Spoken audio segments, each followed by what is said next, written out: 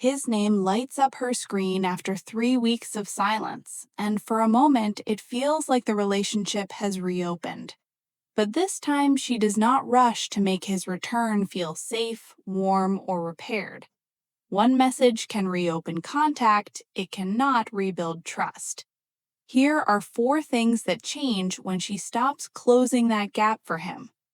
Number 1.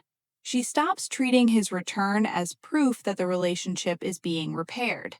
In the past, a message like this might have felt like the ending of the pain of no contact. The relief could be so strong that it felt like resolution. Some part of her may have wanted it to mean the distance had changed something, that he had come back ready to show up differently. Now she can feel that relief without mistaking it for an answer. His return may tell her he missed the familiarity or emotional access. It does not tell her he is ready for what made the relationship difficult before. Honesty, consistency, and addressing what happened instead of moving around it. She can be glad to hear from him. She can let herself feel that without guilt. But she can also wait to see what the return actually contains before calling it anything more than contact. That pause is not coldness. The message may be sincere, but sincerity in one moment differs from reliability across many moments. She is no longer asking one message to answer a question only time can answer. After weeks of wondering whether she matters, her body may react first. Seeing his name can bring relief and the wish to make the moment safe. She can notice that pull without letting it decide what the relationship means. Number 2. She no longer carries the emotional work that used to make his return feel safe, warm, and connected. Before, when he resurfaced after distance, she may have done the invisible labor of rebuilding closeness for both of them. She reassured him he was not in trouble. She explained away the silence so neither of them had to sit with what it meant. She softened the conversation until it felt as though nothing had happened, then gently steered the connection back toward the version of normal they had before he pulled away. That labor is what quietly turned one message into something that felt like a relationship again. When she stops supplying it, something that used to stay hidden beneath her effort becomes visible. Whether he can help create warmth himself, or whether it only ever existed because she built it around him whenever he returned. That does not require her to punish him for coming back. It means she lets the conversation carry its own weight. If there is something real to rebuild, it must be supported by more than her patience.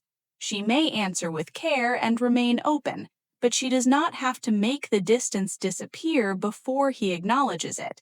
She need not find the perfect tone, ask the questions he avoids, or make his return so easy that nothing different is required. A healthier reconnection must make room for what the silence cost. That is where the pattern becomes visible. If calm only returns after she makes him comfortable, she was managing it alone. The awkwardness is not proof that she should smooth everything over.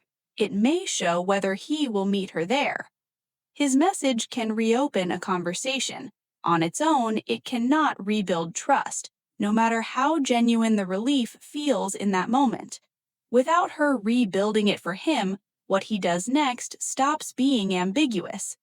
Number 3. Without her effort holding the space open, his willingness or unwillingness to offer clarity and consistency becomes harder to miss.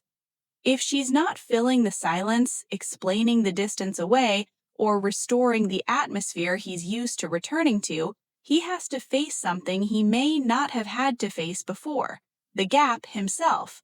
Does he name what happened or move past it as if it never occurred? Does he follow this message with another, make a plan, or acknowledge the distance? Or does the effort fade once contact is made and the tension lifts? This is not a test to make him chase or provoke a reaction. It is what becomes observable when she stops absorbing the discomfort of the gap for him. Some avoidant partners may begin showing consistency. Others may reveal that returning was more about relief from missing her than readiness to relate differently. The important change is that she can watch the pattern rather than interpret the first signal. A pattern answers more honestly than a promise. Clarity may arrive through ordinary details, whether he follows through, stays present after the first warm exchange, and tolerates a conversation requiring more than being welcomed back. A healthier reconnection would begin there. Either way, she no longer has to guess by supplying the evidence herself.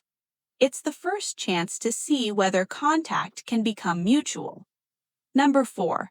She begins measuring the connection by what he sustains, not by how it felt to hear from him again. The emotional high after distance is genuine. It can make one message feel like enough evidence for hope. But hope built on one contact is fragile. Consistent behavior is not. She does not have to decide immediately what his return means. She can let weeks of follow-through answer that question instead of one night of relief. Waiting is not passive. It's a choice not to build a future from a feeling that hasn't become a pattern. She stays connected to herself while he shows whether his return has steadiness. Time protects her from the urgency that once made every warm moment feel decisive. What continues after the emotion settles tells her far more than the return itself. And that creates the next question she may have to face. What happens the next time he pulls away? Does she keep being the one who reassures him through it, or does that pattern change too? Her experience counts as evidence.